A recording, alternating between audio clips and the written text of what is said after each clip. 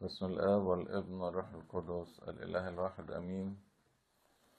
احنا من فترة بنتكلم عن الهرطقات اللي بنواجهها في نهاية الأيام، ولكن هدفنا مش إننا بس نتكلم عن هرطقة، ولكن هدفنا إننا نثبت الإيمان المستلم من أبونا ماريمورقس اللي أتى مرسلا من السيد المسيح ليعطينا الخلاص. خلاصنا مرتبط بالمسيح وحياتنا مرتبطة بالمسيح. يقول بولس الرسول: لأننا به نحيا ونتحرك ونوجد. نحيا لأننا كنا محكوم علينا بالموت، فالإنسانية التي تولد كانت تحمل حكم الموت. بالمسيح نحيا وبه نتحرك، لأن الحياة التي فينا هي صرنا مرتبطين ارتباط كياني بالمسيح. عشان كده إيماننا خلاصي. الإيمان بتاعنا مش مجرد أفكار ومش مجرد رؤية بشر. إيماننا مش ظن بعض الناس، ولكن إيماننا هو الخلاص بتاعنا. وحياتنا الكنسية حياة خلاصية، فنحن نحيا بالإيمان في الكنيسة وبكنيسة، يعني من خلال الكنيسة نحيا.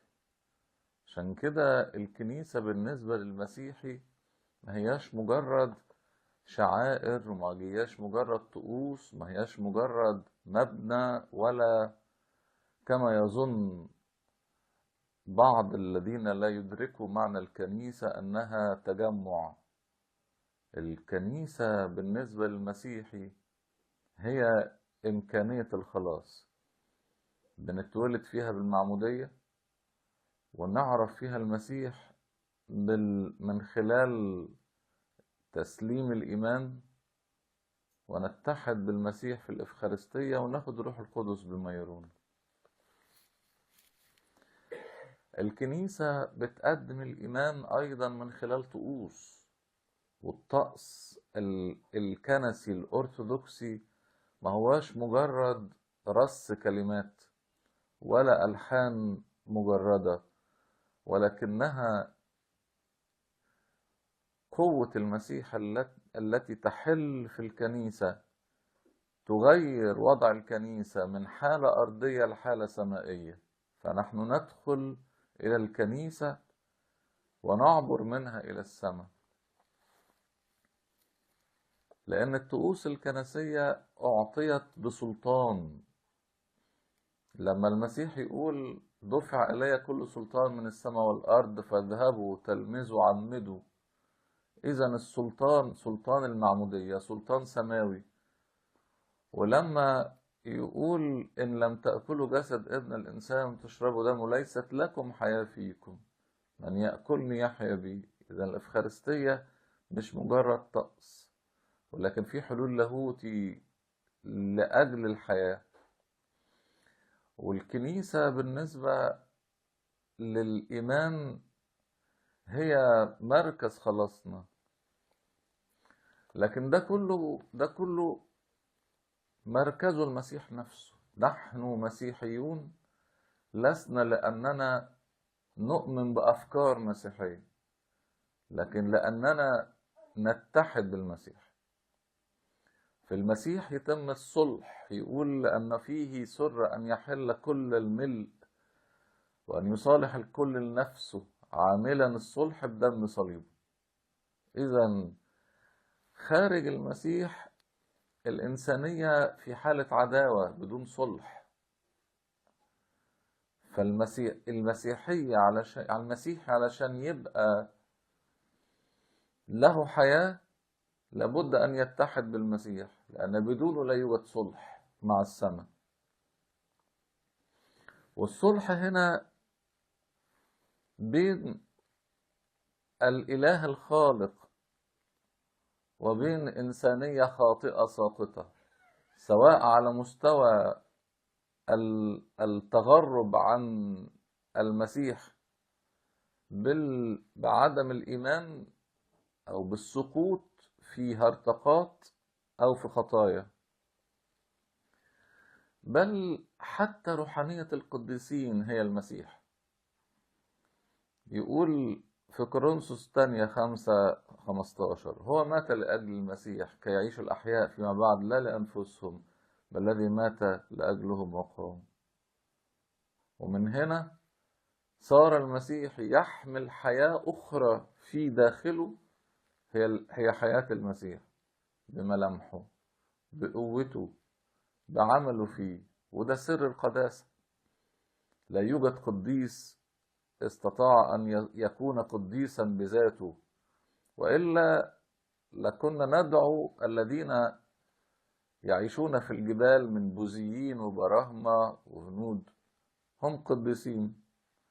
أو لا يظن أحد أن عدم فعل الخطية هي القداسة، وإلا الذين في السجون الانفرادي قديسين، هيخطوا ازاي يعني؟ لكن القداسة هي المسيح، هي استبدال حياة بحياة. هي زي ما بنقول في التسبيح: أخذ الذي لنا وأعطانا الذي له.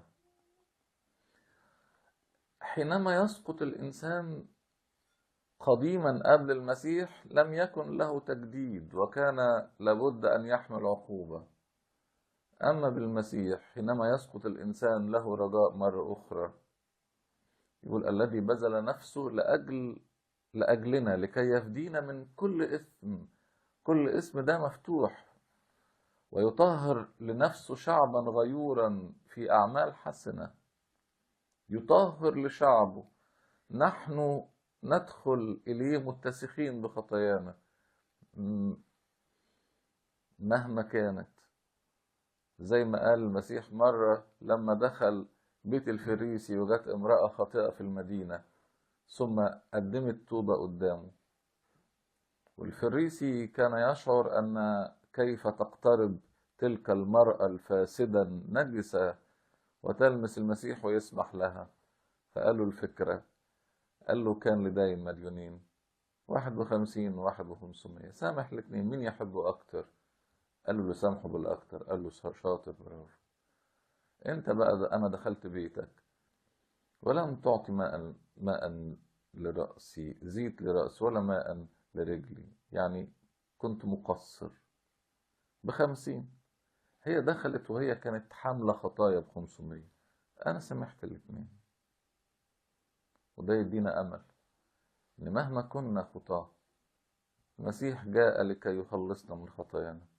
يقول كده بولس الرسول في أفسس 2:13: أنتم الذين كنتم قبلا بعيدين صرتم قريبين بدم المسيح. عشان كده المسيح بالنسبة لنا هو مش بس مجرد وسيلة نخلص بيها ونعبر من الموت إلى الحياة أو نتفادى العقاب، لكنه حياة، لكنه وجود، لكنه أب، لكنه راعي أيضا. المسيحية هي رؤية إلهية للوجود. يعني الإله دبر رؤية إنسان يحيا في قداسة، ثم الإنسان سقط وكسر هذه الرؤية، فجاء المسيح يعيد مرة أخرى الرؤية الإلهية للوجود. بدون الخلاص ماذا نكون؟ جميع زاغوا وفسدوا. بدون الخلاص، بدون المسيح، نحن كيانات ترابية بشرية.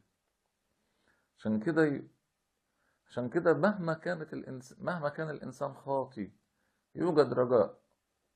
يقول بولس الرسول في رومية 3:3: ماذا إذا كان قوم غير أمناء؟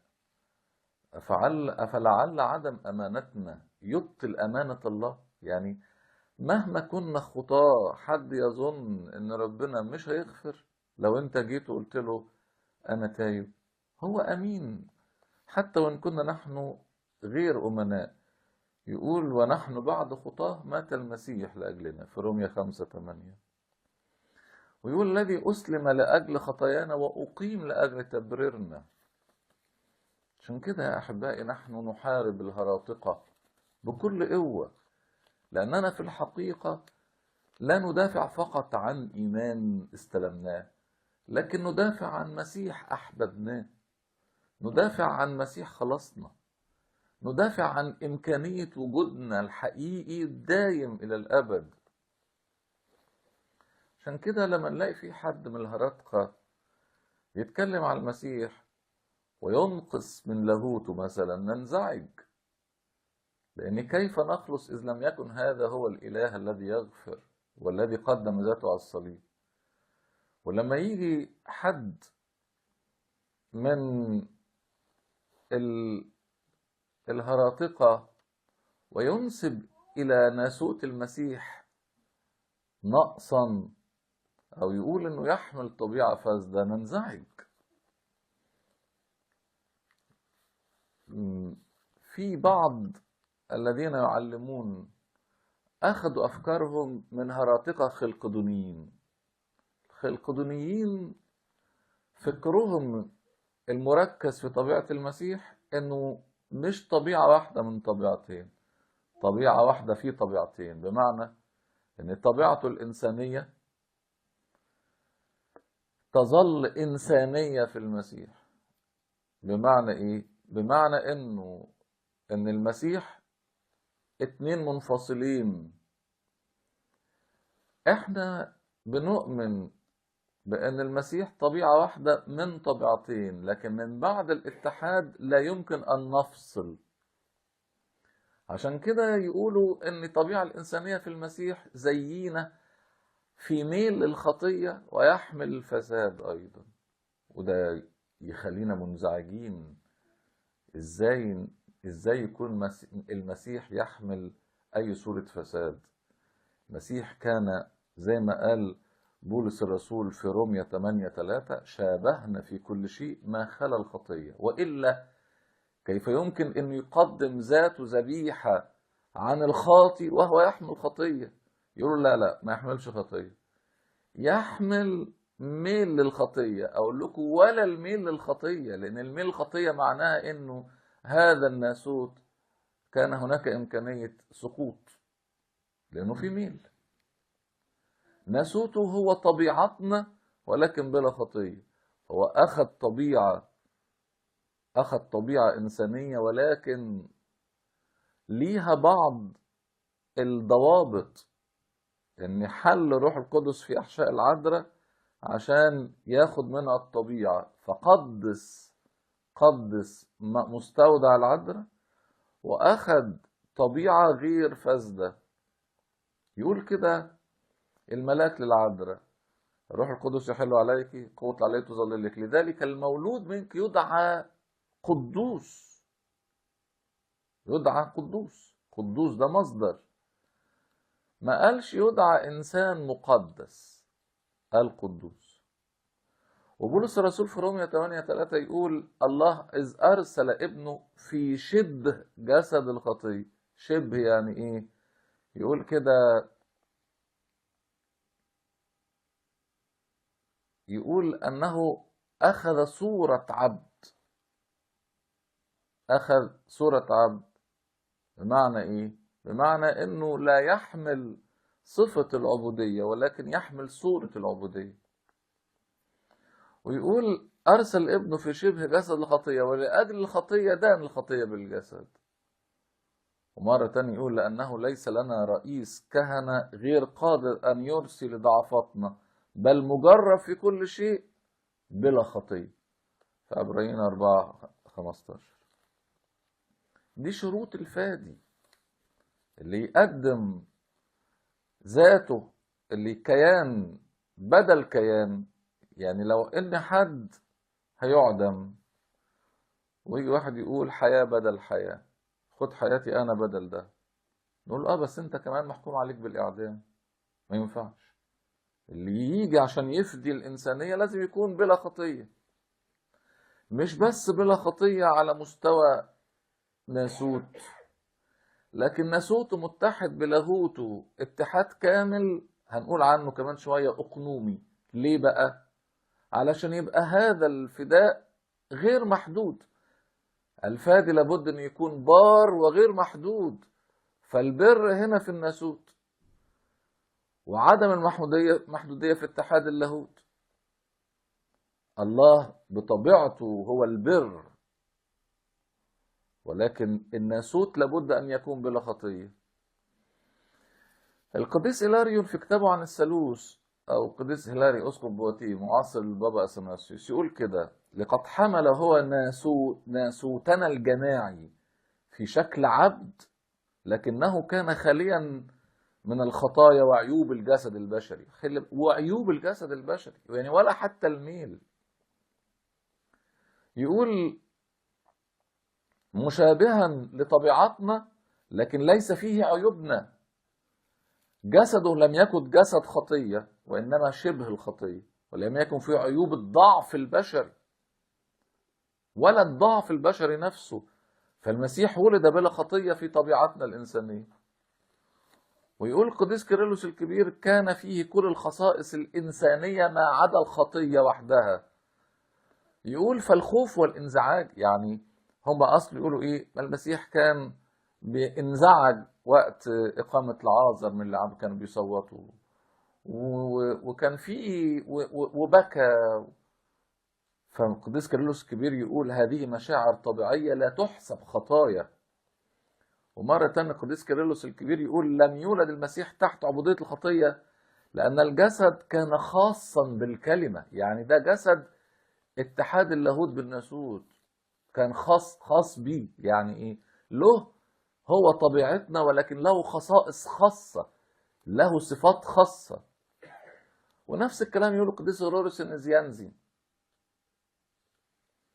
الذي شفى خطيئتنا هو الذي اتخذها بلا خطية. الاتحاد بين طبيعة المسيح اللاهوتية والإنسانية، احنا بنؤمن انه اتحاد اقنومي. يعني ايه اتحاد اقنومي؟ يعني صار طبيعة واحدة. القديس كيرلس الكبير يقول كده جملة مهمة أنا دايما بقول لكم احفظوها. يقول ان السيد المسيح طبيعة واحدة متجسدة لله الكلمة. والكنيسة تقول لنا خلي بالك ان اي هرطوقي يقول لك ان المسيح في داخله طبيعتين منفصلتين، قول له انت كده وقعت الفداء. ليه؟ لان الفداء بتاعنا مرتبط بان اللي على الصليب ده اله متجسد. لو جسد بس والاله منفصل عنه تبقى الذبيحة غير مش محدودة وغير كافية. عشان كده القديس كيرلس قال طبيعة واحدة متجسدة لله الكلمة، ميا فيزوس توثيولوجو سيساركومين. وهنا بقى أي حد يقول إننا بنؤمن بطبيعة واحدة زي أوطاخي نقول له لا، افهم الكلمة مظبوط. في اليوناني في فرق بين طبيعة واحدة مجردة وبين طبيعة مركبة. في فرق بين مونو فيزوس، مونو يعني واحدة، وميا فيزوس. ميا فيزوس معناها طبيعة واحدة بس مركبة. أنا كإنسان فيا طبيعة مركبة، فيا طبيعة روحية وفيا طبيعة ترابية جسدية، ولكني ككيان واحد ينظر إلى أي إنسان إنه واحد وإن كان في طبيعة مركبة. عشان كده ميا فيزوس، لأننا بنؤمن بأن المسيح طبيعة من طبيعتين. الكنيسة بتقول الاتحاد ده أقنومي فوق الإدراك. نسطور ما أمنش بده. نسطور قال إن الاتحاد ما كانش اتحاد، كان مصاحبة. يعني إيه؟ يعني كان اللاهوت مصاحب للناسوت وغير متحد. عشان كده قال العذراء مش سيوتوكوس خريستوتوكوس، يعني تحمل الله، مش تحمل المسيح، ما تحملش الله. القديس كيرلس دافع عن الفكرة دي، وقال ان الطبيعتين متحدتين، وقال لفظ انوسيس كاتافيزين، يعني اتحاد اقنومي باليوناني.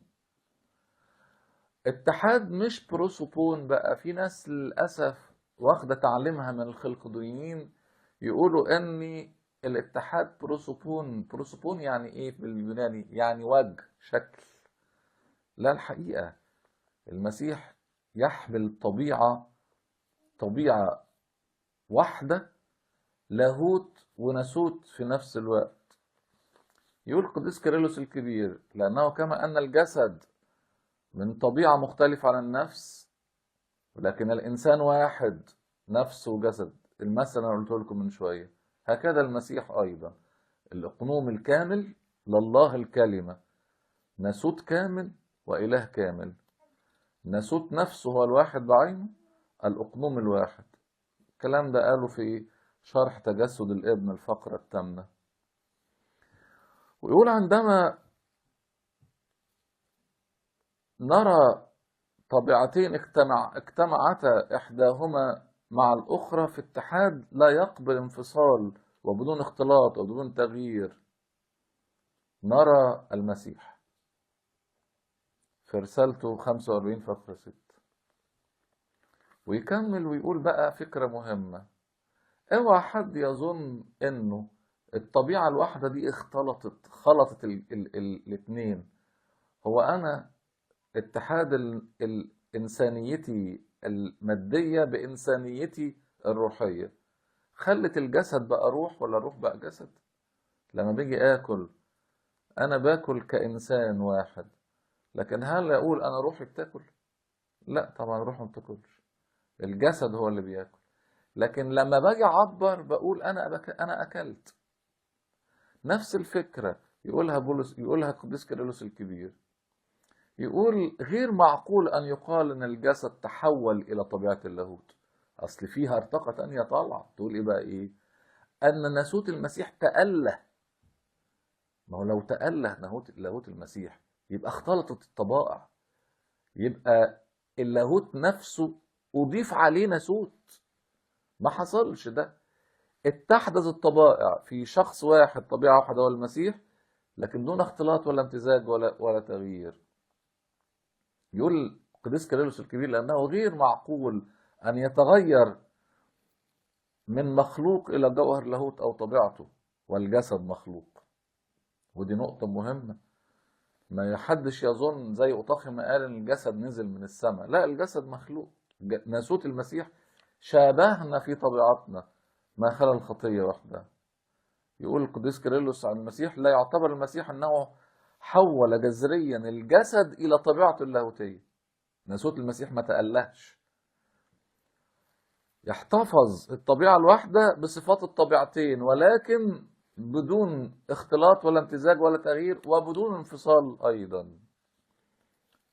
يقول كده قديس كيرلس، يقول: كلمة الله الآب ليس مزدوجا، بل هو رب واحد وحيد، هو طبيعة واحدة من طبيعتين. تقول لي احنا ليه شاغلين بالنا بالقصة دي؟ لأنه ده إيماننا. لو أنا متخيلين لو أنت سمعت كلام الخلقدونيين وقلت المسيح طبيعتين منفصلتين، تبقى أنت بتؤمن زي ما قال نسطور إن المسيح إنسان يحل فيه اللاهوت بس مش متحد. طب معنى هذا إيه؟ المسيح إنسان بس. لو أنت أمنت زي كلام أوطاخي إني ناسوت المسيح نزل من السماء، وإني لم يعد لوجود الناسوت بعد الاتحاد وجود، ده معناها إن مفيش تجسد خلص. لو أنت أمنت زي أبروناريوس اللي قال إن الإله اتحد بجسد ما فيهوش نفس إنسانية ولا روح إنسانية، يبقى نفس وروحي أنا لم يخلص، اللي خلصوا الجسد بس. انتوا فاهمين ليه احنا بندقق في الإيمان؟ لأنه خلصنا. لأن لو أنا أمنت بمسيح مش هو الحقيقي مش هخلص. ليه برضه؟ لأن إيماني بالمسيح الحقيقي هو اللي بيخليني أنا أستطيع أن يكون في بيني وبينه اتحاد. لكن لو إني إيماني بأن المسيح إنسان، أنت مش مؤمن بالمسيح أصلا، أنت مؤمن بحاجة تاني، زي ما قال بولس الرسول: إنجيل آخر ومسيح آخر. يا أحبائي، خلي بالكم، الكنيسة ما هياش مجرد أفكار، لكن هي وجود المسيح، حلول المسيح. به نخلص وبه نحيا. لإلهنا كل مجد وكرامة الأبد، آمين.